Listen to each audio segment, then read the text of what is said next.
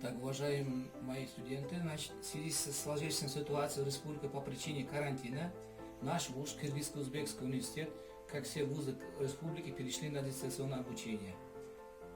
Я преподаватель кафедры физики, культуры и спорта Джалалов Немат. Сегодня 26 марта загружаю по программе АВМ-85 тему по расписанию.